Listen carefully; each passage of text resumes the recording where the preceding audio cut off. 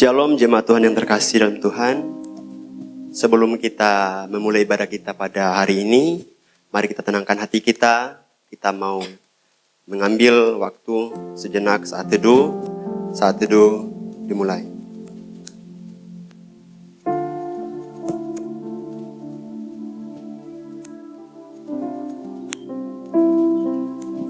Amin.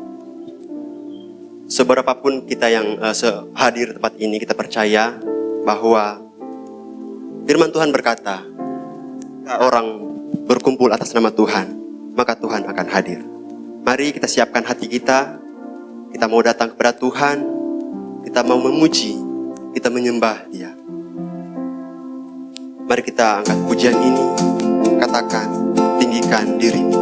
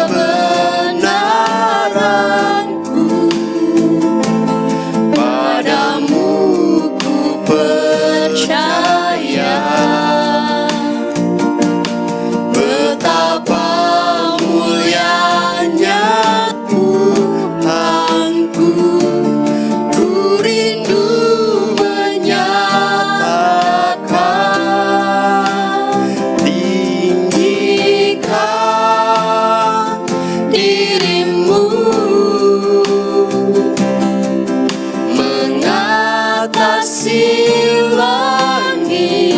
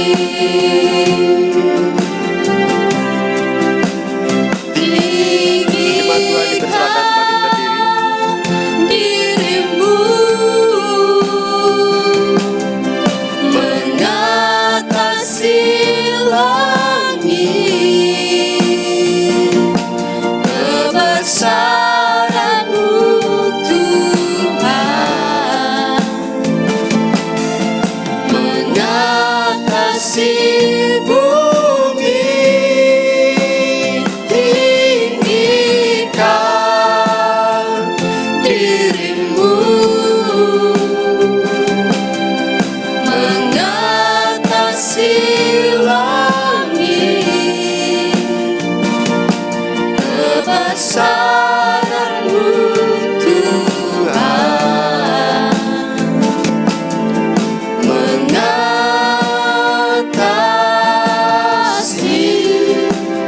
bumi.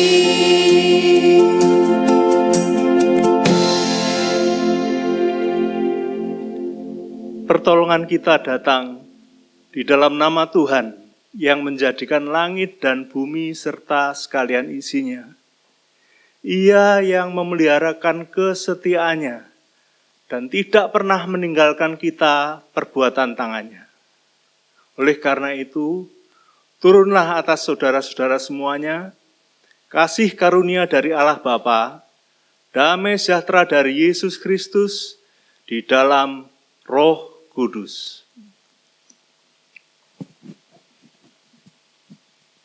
Pujian berilah hormat padanya.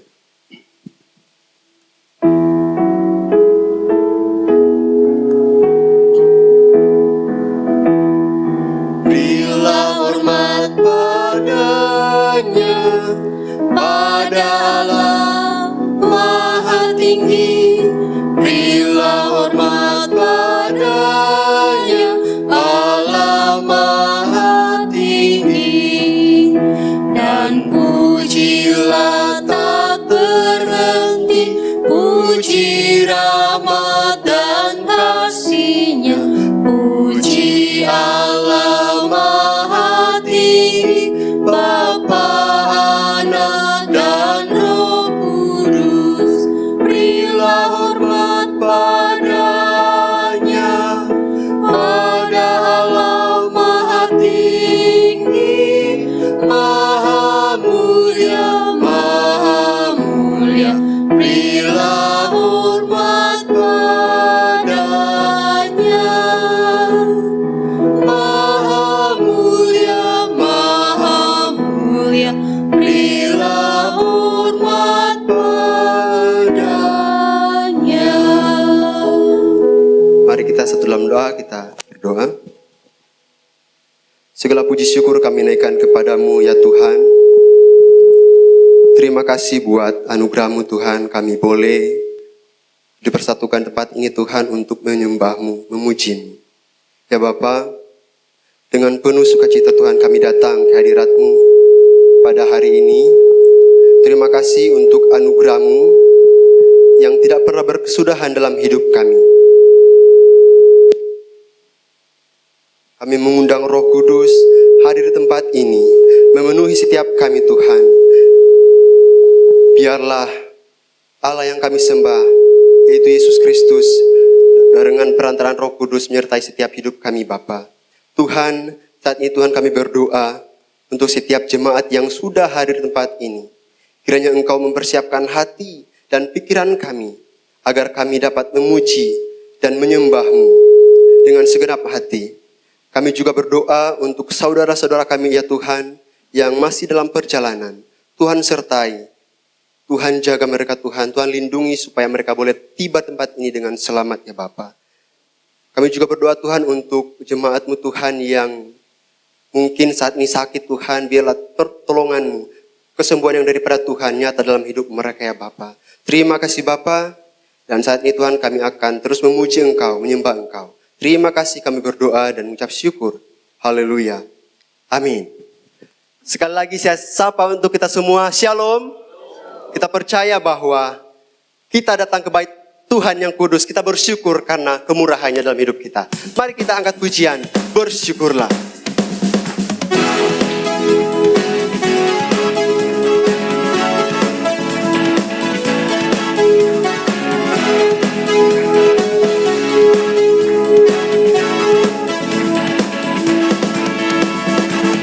Datanglah ke bait-Nya dengan hati bersyukur, ke dalam pelataran-Nya.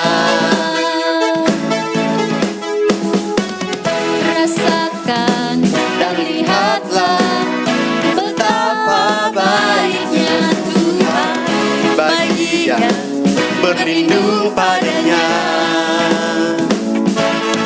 akan bersorak-sorai, akan bersorak-sorai.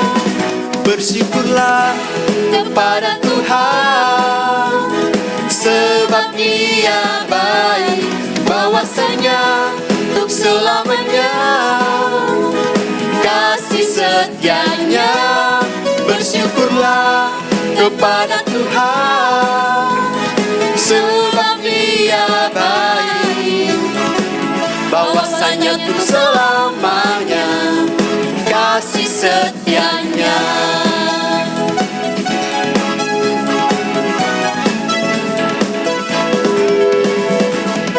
Datanglah Ke baitnya dengan hati bersyukur, ke dalam pelantarannya dengan hati bersuka. Rasakan dan lihatlah betapa baiknya Tuhan bagi yang berlindung padanya. Akan bersorak-sorai, akan bersorak-sorai. Bersyukurlah kepada Tuhan, sebab Dia baik, bahwasanya untuk selamanya kasih setianya. Bersyukurlah kepada Tuhan, sebab Dia baik, bahwasanya untuk selamanya kasih setianya. Bersyukurlah kepada Tuhan, sebab Dia baik, bahwasanya untuk selamanya kasih setianya. Bersyukurlah kepada Tuhan, sebab Dia baik, bahwasanya untuk selamanya kasih setianya. Bahwasanya untuk selamanya, bahwasanya untuk selamanya, bahwasanya untuk selamanya kasih setianya. Kita tahu saudara bahwa Tuhan adalah penebus dalam hidup kita. Mari kita terus puji Tuhan dengan mengatakan pujian penebus hidupku.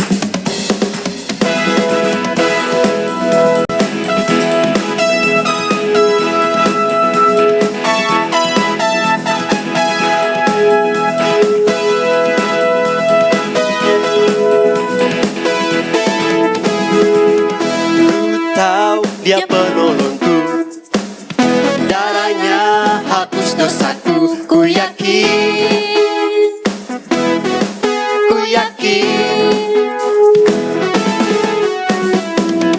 Dia angkat deritaku, sembuhkan sakitku. Ku yakin, ku yakin.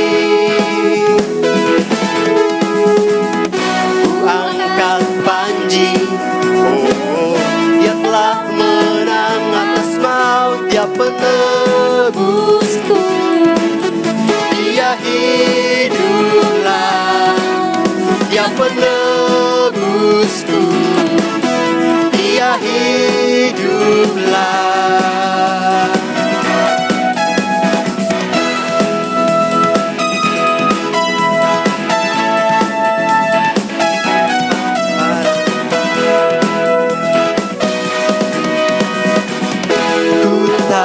Dia penolongku, darahnya hapus dosaku. Ku yakin, ku yakin.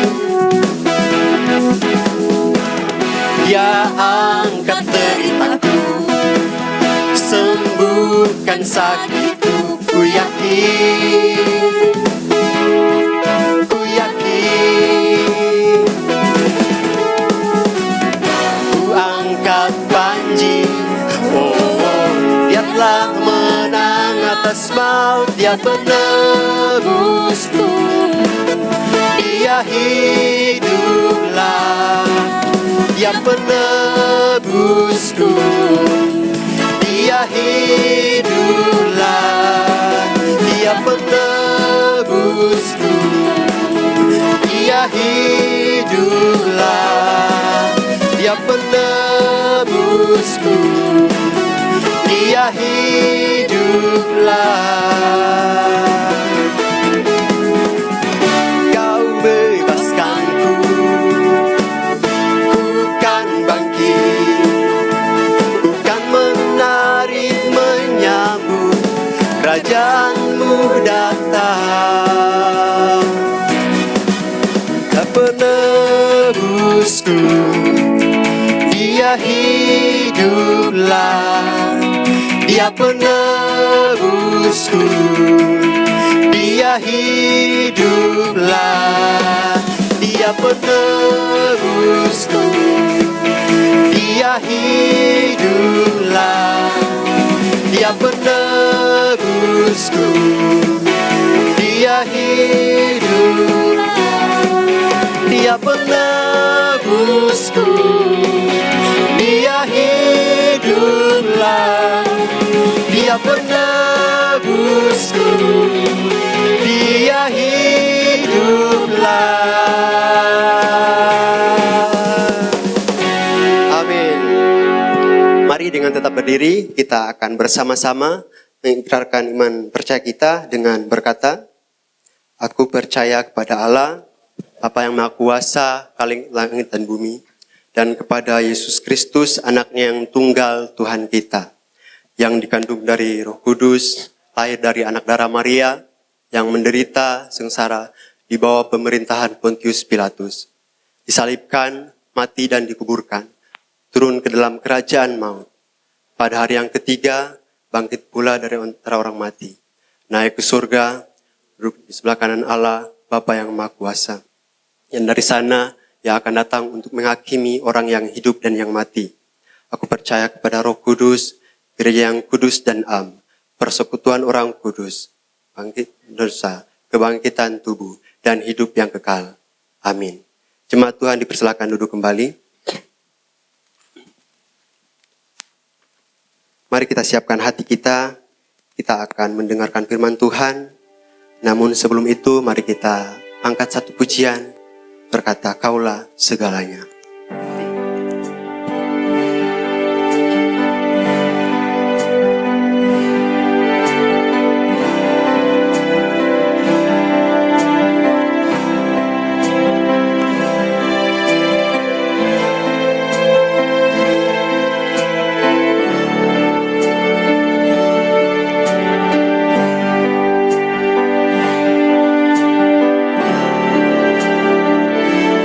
Kau Bapa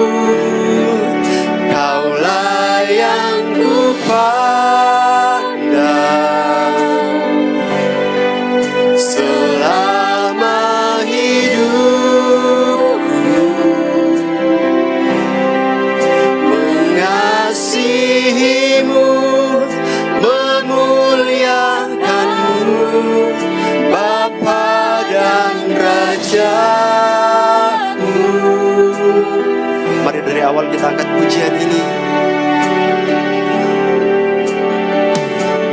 Kau Bapa yang mengasihiku, kuasa-Mu memulihkanku,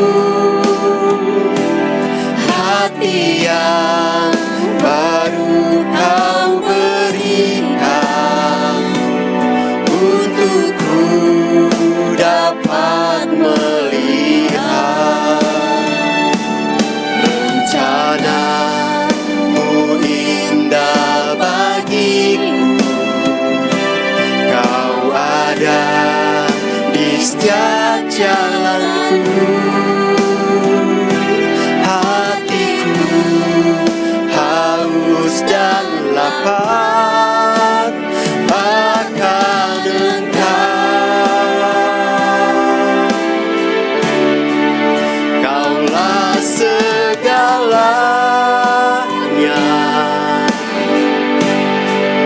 di dalam hidupku. Kerajaan-Mu, kebenaran-Mu, itu bagianku. Kaulah yang kupandang selama hidupku. Mengasihi-Mu, memuliakan-Mu, Bapa dan Raja-Mu. Kaulah segalanya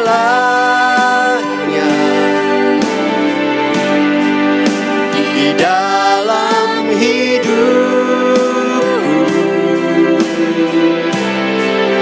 Kerajaan-Mu, kebenaran-Mu, itu bagianku. Kaulah yang kupandang selama hidupku. Mengasihi-Mu, memuliakan-Mu, Bapa dan Raja. Jemaat Tuhan dipersilakan bangkit berdiri.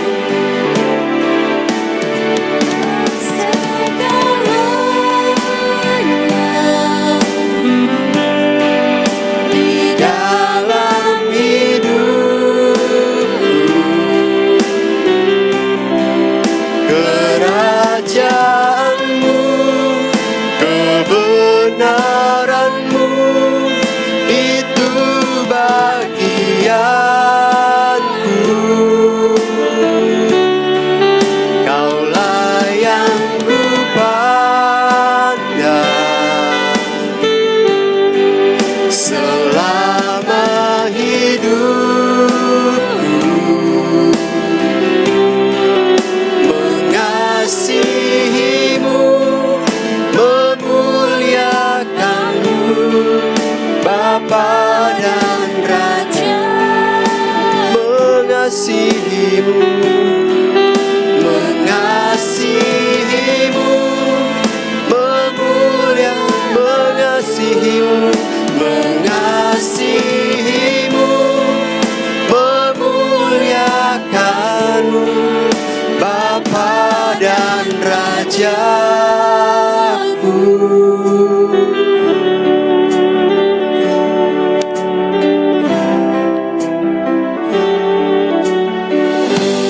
Mari kita bersatu di dalam doa.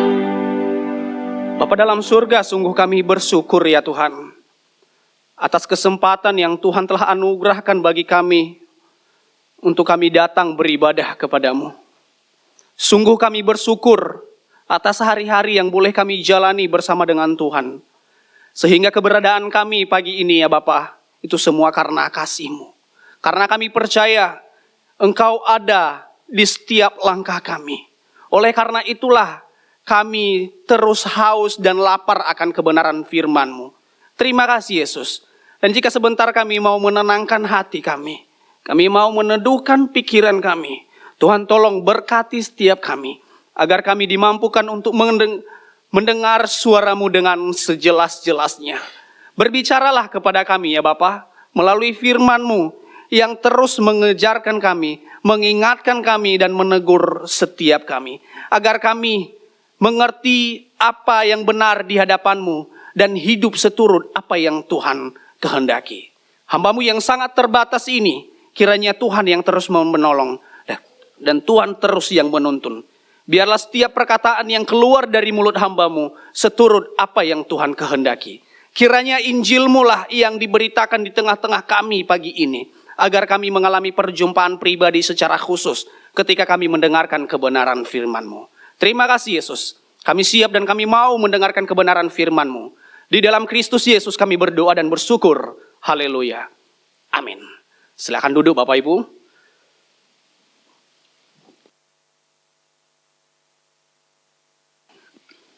Ya, salam. Selamat pagi. Ya, salam sejahtera dari Tuhan kita Yesus Kristus untuk kita yang merenungkan kebenaran firman Tuhan pagi ini. Nah, pagi ini Bapak Ibu saya mengajak kita untuk bersama-sama membuka Alkitab kita yang terambil di dalam kitab Yohanes. Pasalnya yang ke-20. Kita akan bacakan mulai dari ayat 24 sampai ayatnya yang ke-29. Yohanes 20 ayat 24 sampai 29. Jika sudah menemukannya, saya mengajak kita untuk membaca secara bergantian. Saya akan memulai lebih dulu, nanti Bapak Ibu di ayatnya yang ke-25. Begini firman Tuhan. Di bawah perikop, Yesus menampakkan diri kepada Thomas. Tetapi Thomas, seorang dari ke-12 murid itu yang disebut Didimus, tidak ada bersama-sama mereka ketika Yesus datang ke situ. Maka kata murid-murid yang lain itu kepadanya, kami telah melihat Tuhan. Tetapi Thomas berkata kepada mereka, sebelum aku melihat bekas paku pada tangannya, dan sebelum aku mencucukkan jariku ke dalam bekas paku itu, dan mencucukkan tanganku ke dalam lambungnya, sekali-kali aku tidak akan percaya. 8 hari kemudian, murid-murid Yesus berada kembali dalam rumah itu, dan Thomas bersama-sama dengan mereka, sementara pintu-pintu terkunci. Yesus datang, ia berdiri di tengah-tengah mereka dan berkata, damai sejahtera bagi kamu. Kemudian ia berkata kepada Thomas, taruhlah jarimu di sini, dan lihatlah tanganku. Ulurkanlah tanganmu, dan cucukkan ke dalam lambungku. Dan jangan engkau tidak percaya lagi, melainkan percayalah. Thomas menjawab dia, ya Tuhanku dan Allahku. Kata Yesus kepadanya, karena engkau telah melihat aku, maka engkau percaya. Berbahagialah mereka yang tidak melihat, namun percaya. Amin. Amin untuk sejauh pembacaan firman Tuhan. Yang berbahagialah kita yang merenungkan serta melakukan kebenaran firman Tuhan ini. Nah, pagi ini Bapak Ibu, kita dari firman Tuhan yang telah kita baca, kita akan merenungkan satu tema, yaitu jangan tidak percaya lagi, melainkan percaya. Sekali lagi, tema perenungan kita pada pagi hari ini, yaitu jangan tidak percaya lagi, melainkan percaya. Nah, Bapak Ibu yang terkasih di dalam nama Tuhan kita Yesus Kristus, perlu kita perhatikan bahwa pada zaman sekarang adalah zaman pembuktian. Betul ya? Betul apa benar Bapak Ibu? Ya, zaman sekarang sering disebutkan era bukti Bapak Ibu. Banyak orang tidak mudah atau tidak mau percaya sebelum semuanya dianggap masuk akal. Atau dijelaskan secara rasional. Sehingga kita sangat sulit menerima segala sesuatu ya tanpa adanya bukti terlebih dahulu. Misalnya ini sesuatu hal yang menurut kita tidak masuk akal, mustahil untuk terjadi. Seseorang bersaksi, ia mengalami mukjizat. Ia mengalami kesembuhan ilahi. Lalu apa reaksi kita dalam hal ini? Masa sih? Iya kan? kita akan mengatakan hal itu, that's funny. Itu lucu. Bahkan bukan dianggap lucu, kita bisa klaim itu adalah kebohongan. Penyangkalan terhadap kenyataan, halusinasi, dan lain sebagainya. Jadi ini membuktikan kepada kita bahwa kepercayaan kita yang sekarang itu sangat bergantung pada bukti. Maka tidak heran lagi Bapak Ibu, jika dalam hal ini timbul keraguan-raguan dalam hati kita. Timbul keraguan-raguan dalam hati kita. Namun jika kita membahas hal ini lebih dalam Bapak Ibu, menurut saya tidak semuanya ya. Hal dalam hidup kita buktikan terlebih dahulu, baru kita percaya. Tidak juga. Karena ada juga hal-hal yang memang kita harus percaya tanpa adanya bukti yang nyata. Contoh, kasih sayang orang tua terhadap anaknya. Tidak mungkin kan seorang anak meminta bukti terlebih dahulu, ingin dibelikan sesuatu, apa yang dia inginkan. Baru ia percaya orang tuanya sangat menyayanginya. Menurut saya itu sangat berlebihan. Itu sangat berlebihan. Dan saya percaya anak-anak di gereja kita tidak ada yang melakukan hal itu. Karena tanpa bukti, sekalipun anak-anak sudah merasakan kok. Sudah mengalami kasih sayang orang tua setiap hari. Lalu yang menjadi pertanyaannya sekarang kepada kita Bapak Ibu, apakah keraguan-raguan itu salah? Apakah keraguan-raguan itu salah? Ya, mari kita bahas hal ini. Namun izinkan saya untuk mencoba memberikan suatu pernyataan. Pernyataannya begini, kalau kita mencermati dengan teliti Bapak Ibu, keraguan-raguan itu bisa mendorong kita untuk mencari tahu. Bisa mendorong kita untuk mencari tahu. Misalnya nih, kita ragu pada janji Tuhan, lalu kita tidak mencari tahu. Kita tidak berdoa, kita tidak membaca firman Tuhan, kita tidak merenungkan kebenaran firman Tuhan, maka kita akan kering secara rohani. Coba sebaliknya, kita ragu pada janji Tuhan, kemudian kita mencari tahu. Kita mencari jawaban lewat doa, lalu kita membaca firman Tuhan, maka percayalah, keraguan kita bisa menjadi pintu masuk pada kepercayaan kita yang sejati. Jadi ragu-ragu itu sesungguhnya perlu Bapak Ibu, kita perlukan. Mengapa? Agar kita bisa memilah sesuatu hal itu benar atau tidak. Namun, ada namunnya. Ya, perlu juga kita meminimalisasi keraguan kita. Menyeimbangi keraguan kita. Mengapa? Karena keraguan kita yang berlebihan itu bisa membuat kita kehilangan kepercayaan. Bahkan iman kita kepada Tuhan. Maka dengan demikian saya mau mengatakan begini. Keraguan itu memang tidak selalu salah. Justru itu bisa menjadi jembatan atau pintu masuk ya, menuju kepercayaan kita yang lebih kokoh. Dan tidak semua hal perlu dibuktikan baru kita percaya. Tidak. Ada juga yang kita percaya karena hati kita. Pengalaman kita. Relasi kita. Hubungan kita dengan Tuhan. Nah begitu juga dalam konteks firman Tuhan yang telah kita baca dan sekaligus kita renungkan pagi ini Bapak Ibu. Kita akan melihat bentuk keraguan yang berlebihan dari seorang tokoh. Yaitu Thomas. Thomas tidak hanya tidak percaya bahwa Yesus telah bangkit dari antara orang mati. Ia juga menunjukkan sikapnya yang empiris. Ia harus melihat terlebih dahulu, baru ia percaya. Padahal sebagaimana Alkitab telah mengatakan iman timbul dari pendengaran. Jika dari penglihatan itu apa namanya Bapak Ibu? Ya, iman yang menuju pada kehidupan yang sia-sia. Karena kita menerima segala sesuatu yang ditawarkan oleh dunia yang fana. Oleh karena itu pagi ini kita akan belajar bersama-sama dari keraguan-raguannya Thomas dapat menjadi kepercayaan kita. Yaitu yang pertama, keraguan itu bisa menjadi awal dari iman kita yang lebih kuat. Sekali lagi, keraguan itu bisa menjadi awal dari iman kita yang lebih kuat. Kita bisa melihat pada ayatnya yang ke-24 sampai ayatnya yang ke-25. Tetapi saya akan bacakan kepada kita di ayatnya yang ke-25. Bapak Ibu dapat menyimaknya. Dikatakan, maka kata murid-murid yang lain itu kepadanya, kami telah melihat Tuhan. Tetapi Thomas berkata kepada mereka, sebelum aku melihat bekas paku pada tangannya, dan sebelum aku mencucukkan jariku ke dalam bekas paku itu, dan mencucukkan tanganku ke dalam lambungnya, sekali-kali aku tidak akan percaya. Kita garis bawahi, sekali-kali aku tidak akan percaya. Kalimat ini bukan hanya sekedar keraguan biasa, Bapak Ibu.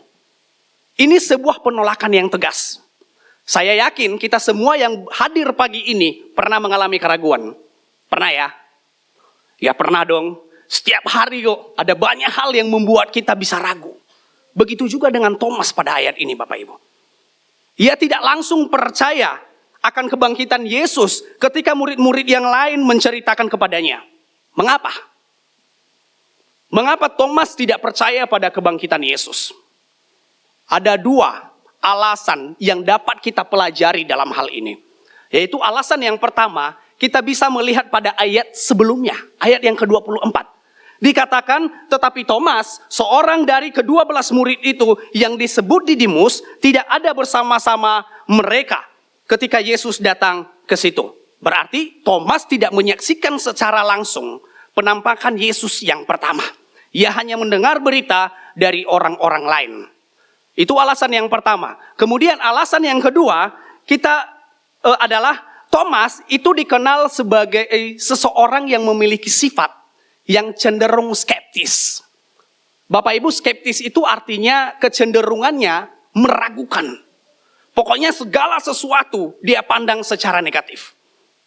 Inilah yang menonjol pada diri Thomas. Ia tidak mudah percaya begitu saja. Sikap ini juga terlihat jelas Bapak Ibu pada kisahnya yang lain. Misalnya pada pasal yang ke-11. Sebelumnya pasal yang ke-11. Ketika Yesus hendak kembali ke Yudea untuk membangkitkan Lazarus yang mati. Thomas justru berkata di ayatnya yang ke-16. Marilah kita pergi juga untuk mati bersama-sama dengan dia. Dalam hal ini kita melihat perbedaan. Yesus melihat peristiwa itu sebagai caranya untuk menyatakan kemuliaan Allah. Tidak dengan Thomas. Yang memandang itu secara negatif. Yang berfokus pada bahaya, bukan pada kuasa Allah. Sehingga pada ayatnya, pada pasalnya yang ke-20 ini, di ayatnya yang ke-25, menyatakan sekali-kali aku tidak akan percaya. Ini menunjukkan bahwa Thomas menutup pintu kepercayaannya. Bapak Ibu coba perhatikan ya. Jika seseorang datang kepada kita, lalu menceritakan kepada kita, kemudian kita menjawab, aku tidak percaya. Itu saja sudah cukup berat loh Bapak Ibu. Apalagi jika ditambahkan, sekali-kali aku tidak akan percaya. Berarti tidak ada yang bisa mengubah pendirian kita. Mau dijelaskan apapun dari A, B, C sampai Z, tidak akan terpenuhi. Tidak akan terpenuhi. Jadi ini menunjukkan bahwa Thomas kemungkinan besar orangnya ini sering berpikir secara logika. Sehingga keraguan muncul dalam hatinya. Dan konsep ini seharusnya menjadi perenungan bagi kita saat ini Bapak Ibu, pagi ini. Bukankah kita selama ini sering berpikir secara logika daripada mencari kehendak Tuhan dan percaya sepenuhnya kepada Tuhan? Pada zaman ini Bapak Ibu kita hidup dalam dunia yang serba cepat dan penuh tuntutan rasionalitas.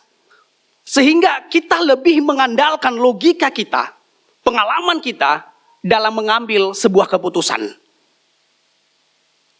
Kadang kita berkata begini, saya sudah lebih dulu menjalaninya. Saya sudah lebih dulu merasakan pahit asam manisnya. Namun yang menjadi pertanyaannya sekarang kepada kita, apakah dengan cara itu kita sedang memuliakan nama Tuhan? Dengan cara seperti itu kita sedang memuliakan Tuhan? Tentu tidak.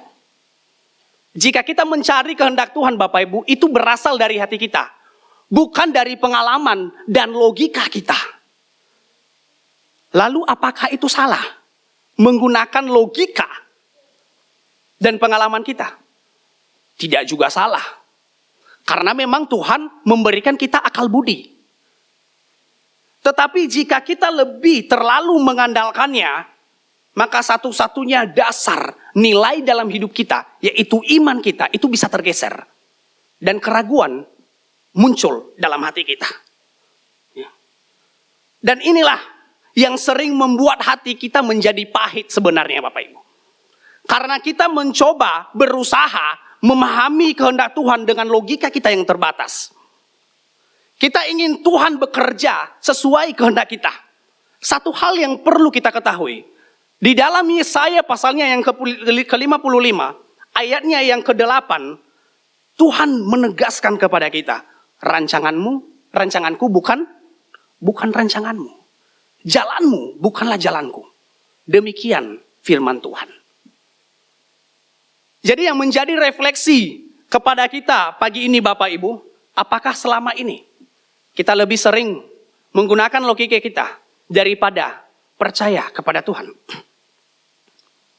Bagaimana sikap kita? Bagaimana hati kita jika rencana kita tidak berjalan sesuai apa yang kita harapkan? Apakah kita masih tetap percaya kepada Tuhan atau justru sebaliknya? Kita meragukan Tuhan. Kiranya refleksi ini dapat menguatkan setiap kita Bapak Ibu dan sekaligus juga kita renungkan. Ya. Di tengah dunia yang menuntut kepastian, tetapi iman menuntun kita untuk tetap percaya kepada Tuhan. Meskipun semuanya tampak tidak masuk akal. Karena terkadang keraguan itu adalah awal dari iman kita yang lebih kuat.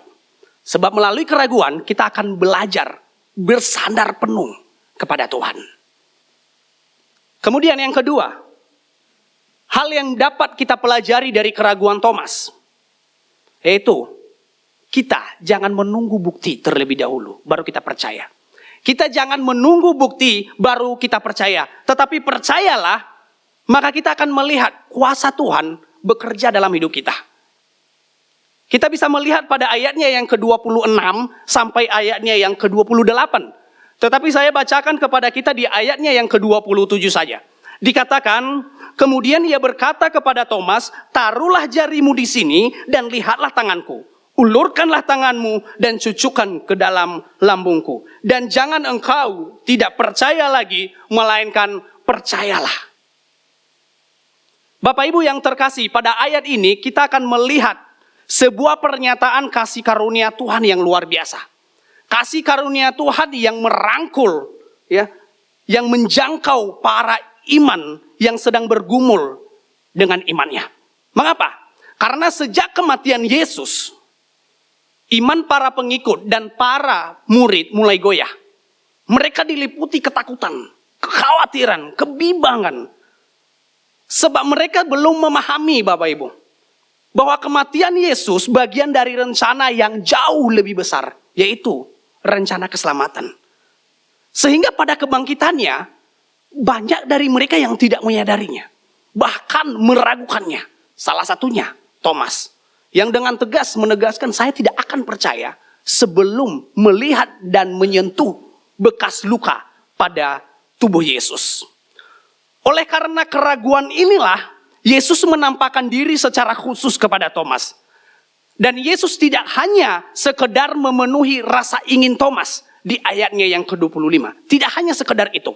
Lebih dari itu, Yesus menunjukkan kasih karunia-Nya yang menguatkan iman Thomas yang sedang dilanda keraguan terhadap kebangkitan. Tetapi yang luar biasa dalam hal ini Bapak Ibu, setelah Thomas bertemu dengan Yesus, ia tidak lagi membutuhkan bukti. Ia langsung percaya dan mengakui bahwa Yesus adalah Tuhan dan Allah.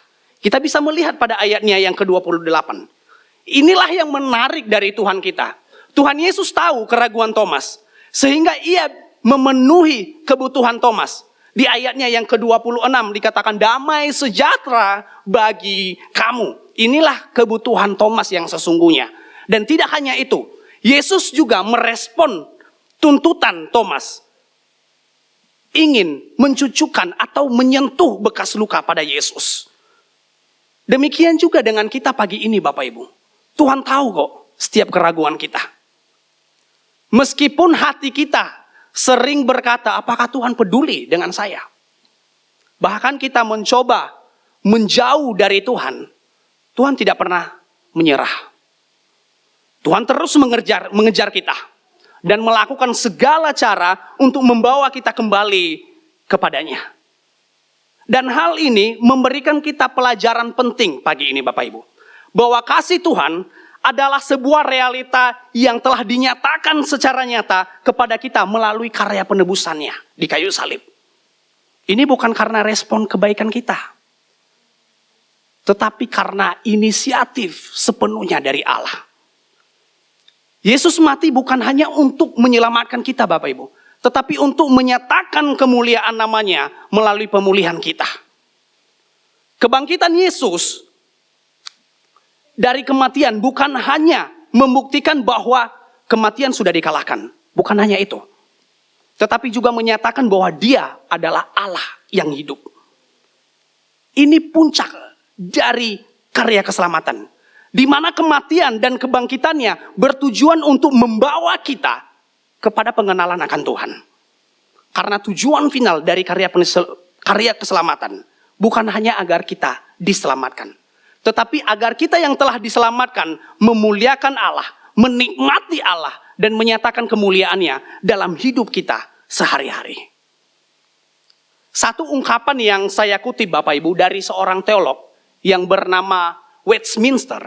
Dia menyatakan begini, tujuan utama manusia, tujuan utama kita adalah memuliakan Allah dan menikmati dia selamanya. Ini puncak dari kasih karunia Tuhan. Bahwa kita yang sebelumnya telah mati karena dosa, sekarang diberikan hak istimewa untuk mengenal dan terus memuliakan nama Tuhan. Maka kita akan melihat Bapak Ibu, kuasa Tuhan bekerja dalam hidup kita.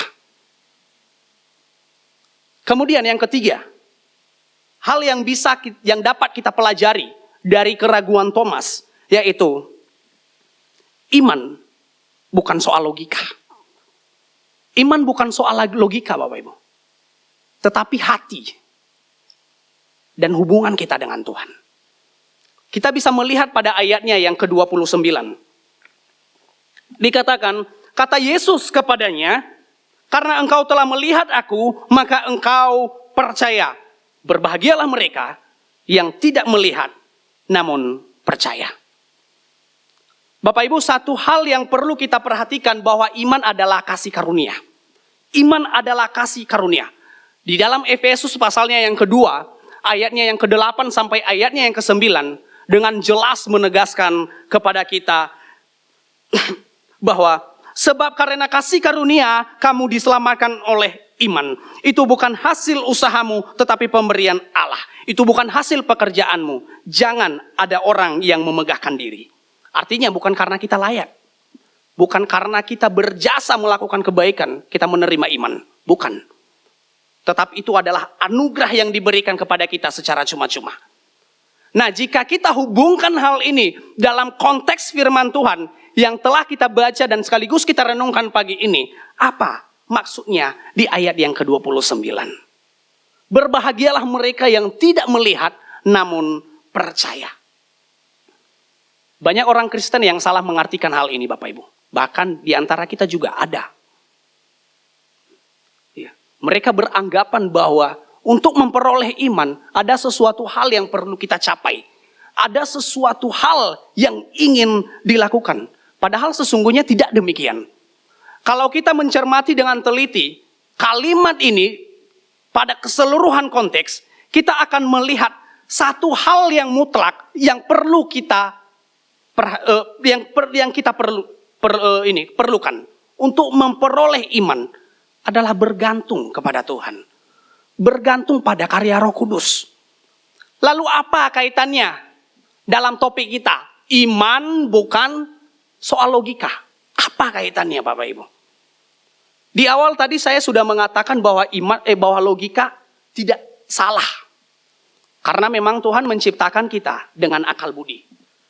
Tetapi perlu kita ketahui Bapak Ibu, logika kita hendaklah kita kuatkan dalam kebenaran.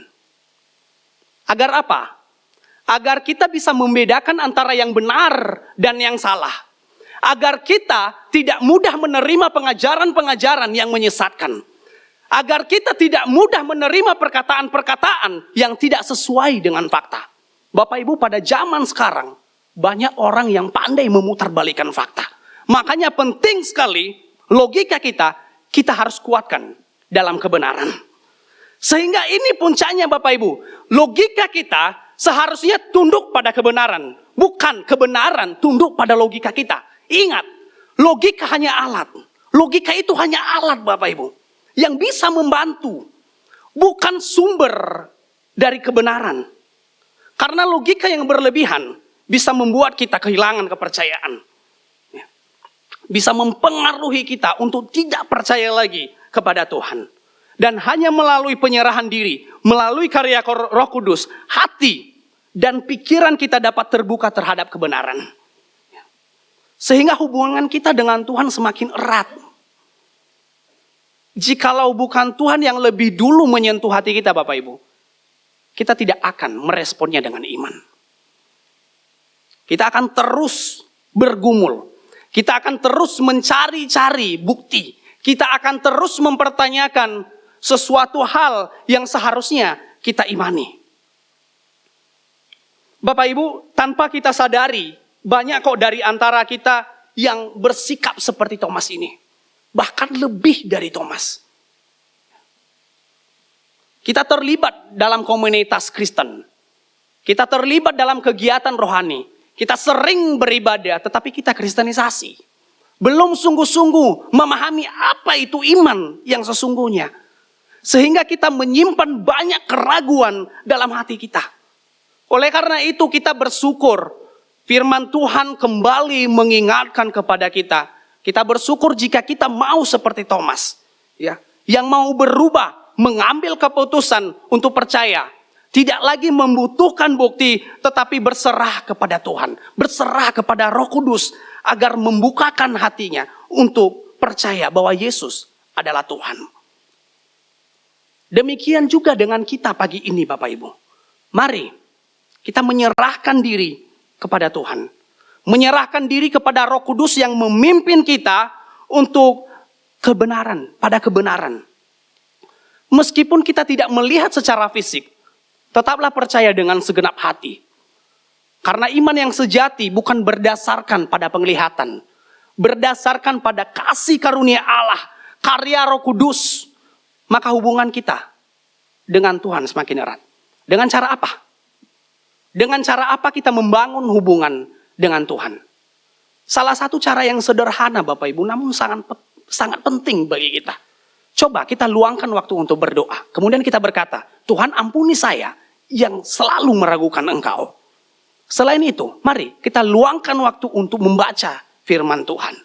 Maka kita akan mengenal lebih dekat Tuhan dan mengerti apa yang menjadi kehendak Tuhan dalam hidup kita. Jadi jangan ragu Bapak Ibu, jangan bimbang. Jangan ragu jika renungan dari awal sampai akhir banyak dari kita yang lupa. Karena intinya ini Bapak Ibu, sebagai kesimpulannya.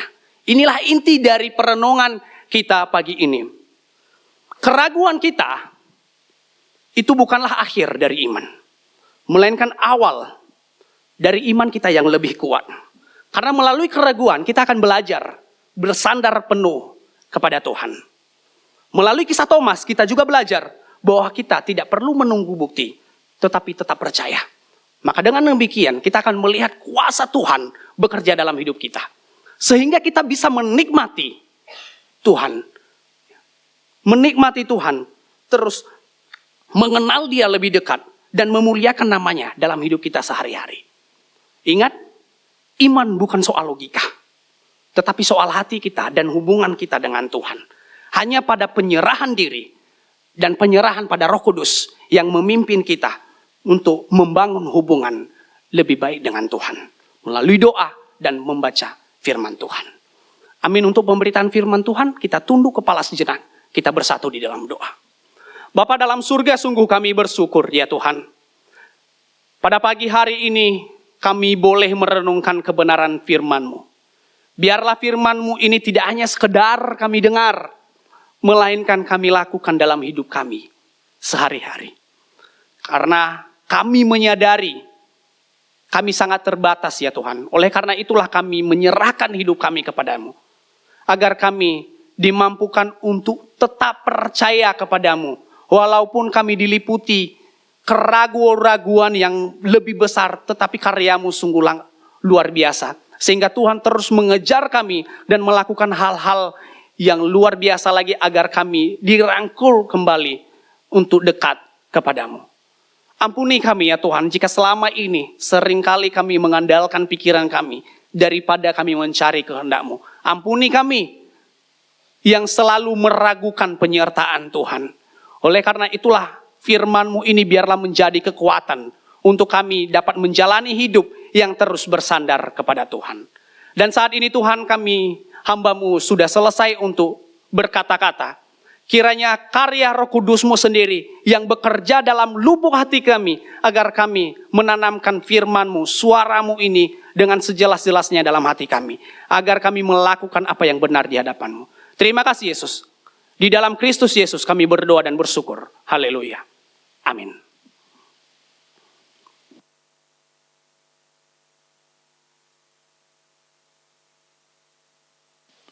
Selamat pagi Bapak Ibu. Sebelum persembahan dijalankan, ada sedikit pengumuman dari Pak Roni sebagai Ketua Natal. Terima kasih. Mohon izin Bapak Ibu waktunya untuk 5-10 menit ya. Jadi dengan berakhirnya kemarin ibadah Paskah, tentu saja purna juga tugas kami panitia yang dibentuk tahun lalu untuk Natal dan Paskah selesai. Nah saat ini kami ingin melaporkan sekilas, khususnya keuangan ya. Nanti detailnya sudah saya tempel di depan, tapi ini kan saya bacakan. Jadi untuk puji Tuhan, pemasukan kemarin kita ada pemasukan berupa uang atau sumbangan dan juga berupa alat atau prasarana. Kalau yang dari uang kemarin atau sumbangan itu sekitar 19 juta. 19 juta sekian, nanti bisa dilihat di depan sudah saya tempel. Kemudian yang puji Tuhan lagi, kemarin kita juga banyak dapat sumbangan berupa sarana dan prasarana yang kalau boleh saya total itu sekitar juga hampir 20 juta. Jadi kalau di total kemarin pas Natal dan Paskah itu kita dapat hampir 40 juta. Puji Tuhan. Terus kemudian untuk pengeluarannya juga ada beberapa yang saya bacakan mungkin ya. Jadi sumbangan yang berupa alat barang perlu kita ketahui, saya mengucapkan terima kasih sebelumnya.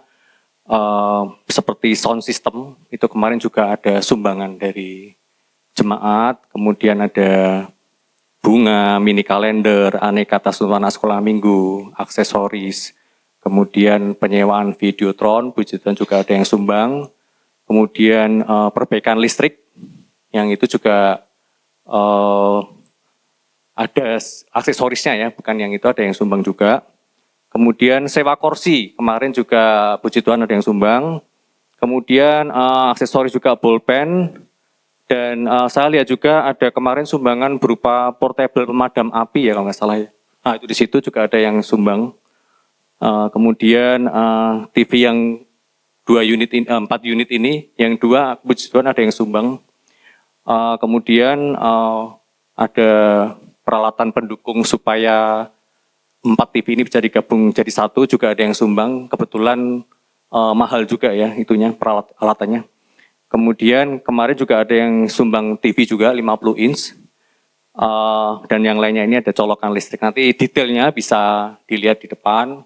Kalau mungkin ada yang saya belum masukin, bisa hubungin saya, nanti saya tambahkan. Jadi secara panitia dan mewakili gereja, saya mengucapkan terima kasih sumbangan-sumbangannya demi berjalannya ibadah Natal dan Paskah dengan baik, dan saya percaya ini bukan untuk kuat gagah kita, tapi untuk kemuliaan Tuhan ya.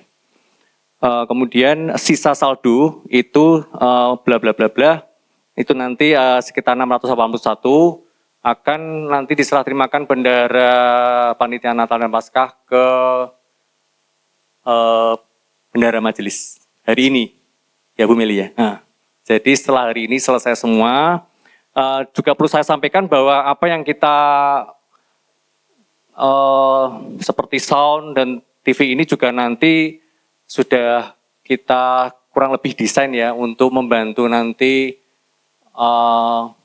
fellowship-nya Ibu Arthur ya nanti tahun depan. Jadi sudah kita cicil sedikit-sedikit supaya bebannya itu nanti dalam setahun ini bisa merata, karena kita juga melihat keuangan gereja kita terbatas. Tapi yang saya mau saksikan menyambung dari khotbahnya Krisman tadi, kalau kita mau merasakan mujizat Tuhan, dan saya betul merasakan ya di Natal ini. Kemarin sisa saldonya itu cuma sekitar 200.000 rupiah ya di tahun sebelumnya. Tadi saya bacakan kita bisa menghimpun dana dan juga sumbangan-sumbangan dari pribadi-pribadi itu sekitar 40 juta. Nah, ini apakah saya yang bukan? Tapi itu saya percaya Tuhan yang menggerakkan dari setiap kita untuk bisa membantu. Karena kalau melihat, jujur saja melihat keadaan finansial gereja yang perlu kita bantu, dan banyak jemaat yang secara ekonomi, mohon maaf, mungkin tidak semewah mungkin di gereja-gereja lain. Saya maklum, makanya saya kemarin juga bingung ini gimana ya kita supaya tahun depan Bu Arthur fellowship-nya bisa kita cicil apa yang dibutuhkan, juga supaya Natal tahun ini berkesan. Itu benar-benar saya merasakan mujizat bahwa kalau kita benar-benar pasrah ya, itu sudah pasrah. Pasrah, Tuhan pasti bukakan jalan. Jadi itu aja yang mau saya sampaikan. Saya sudah izin Opa, kan beliau tidak hadir hari ini. Kemarin saya sudah izin untuk menyampaikan ini, dan terima kasih waktunya. Terima kasih Pak Roni. Bapak Ibu, kita berdoa untuk persembahan yang dijalankan. Tuhan yang penuh kasih, kami mengucap syukur Tuhan atas segala berkat firman-Mu, berkat jasmani-Mu, berkat rohani-Mu Tuhan yang Kau berikan kepada kami semua. Semua ini Tuhan berasal daripada-Mu, dan kini kami persembahkan sebagian apa yang Kau percayakan kepada kami. Tuhan, kiranya Engkau memberkati persembahan ini agar dapat dipakai untuk pekerjaan Tuhan. Terima kasih Tuhan, dalam nama Tuhan Yesus kami berdoa. Amin. Sambil menjalankan persembahan, kita memuji Tuhan. Dialah segalanya.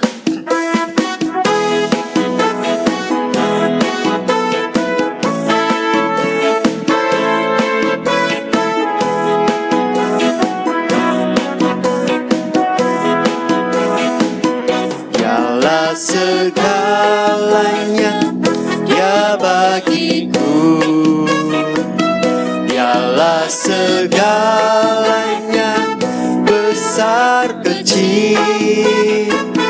Korbankan dirinya, Dia selamatkanku. Dialah segalanya, Dia bagiku. Seperti air madu dari batu utara, dicicip air madu yang manis. Oh, lihatlah, Tuhan itu baik. Dicicip air madu yang manis.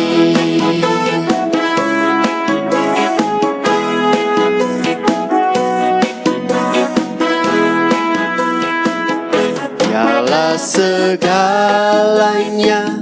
Dia bagiku. Jemaat dipersilakan untuk Dialah segalanya, besar kecil. Korbankan dirinya, Dia selamatkanku. Dia dialah segalanya, dia bagiku seperti air madu dari batu karang. Dicicip air madu yang manis, oh lihatlah Tuhan itu baik. Dicicip air madu yang manis, dicicip air madu yang manis, dicicip air madu yang manis. Mari kita berdoa. Ya Bapa yang dalam surga, kami bersyukur dalam hadapan-Mu Tuhan. Terima kasih untuk kasih setia-Mu yang selalu menyertai kami dalam setiap waktu. Tuhan, kami berdoa Tuhan secara khusus untuk pemeliharaan atas jemaat-Mu Tuhan, baik untuk di gereja ini maupun untuk di kelima pos PI Tuhan. Kami mohon Tuhan kiranya Engkau terus menjaga, melindungi jemaat, memperkuat iman kami, dan mencukupkan kebutuhan kami semua. Kami juga berdoa Tuhan untuk jemaat Tuhan, agar kami semua dapat semakin mengasihi Engkau Tuhan.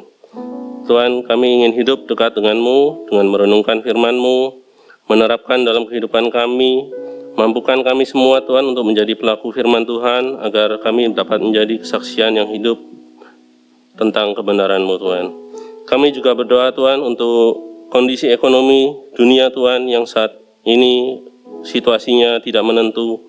Kiranya Tuhan Engkau memberikan hikmat Tuhan bagi para pemimpin dunia untuk mengambil keputusan Tuhan dengan bijak, sehingga kestabilan politik dapat terjaga dan membawa kesejahteraan bagi masyarakat dunia ini Tuhan. Kami juga berdoa Tuhan untuk Bapak Gembala dan saudara-saudara jemaat kami yang lainnya yang mungkin saat ini mengalami situasi kondisi kesehatan yang kurang baik. Engkau mau memberikan Tuhan kesembuhan Tuhan, penyertaan-Mu Tuhan, agar dapat kembali pulih kesehatannya, agar dapat kembali bersekutu kami minggu depan Tuhan. Semua permohonan doa kami ini Tuhan, kami akhiri dengan doa yang telah Engkau ajarkan Tuhan. Bapa kami yang di surga, dikuduskanlah nama-Mu, datanglah kerajaan-Mu, jadilah kehendak-Mu di bumi seperti di surga. Berikan kami pada hari ini makanan kami yang secukupnya, dan ampunilah kami akan kesalahan kami, seperti kami juga mengampuni orang yang bersalah kepada kami. Dan janganlah membawa kami dalam pencobaan, tetapi lepaskanlah kami dari yang jahat.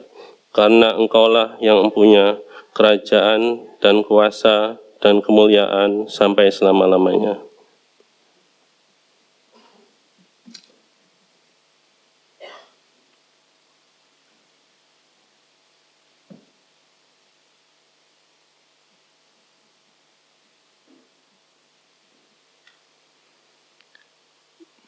Mari terimalah berkat yang datang dari Tuhan. Tuhan memberkati engkau. Tuhan melindungi engkau. Tuhan menyinari engkau dengan wajah-Nya dan berikan kasih karunia-Nya. Tuhan menghadapkan wajah-Nya kepadamu dan berikan damai sejahtera. Sekarang pulanglah di dalam damai sejahtera dari Allah Bapa, di dalam kasih karunia dari Kristus Yesus, dan di dalam persekutuan Allah Roh Kudus, mulai saat ini sampai Maranatha, Yesus datang untuk kali yang kedua.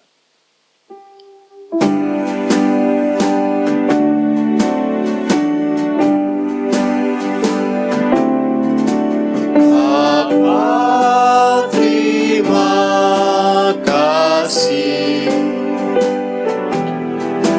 Bapa, terima kasih.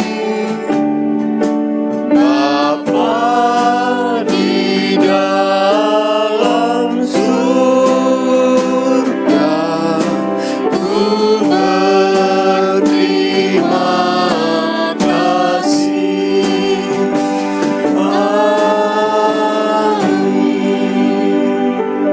Silakan duduk dan doa teduh.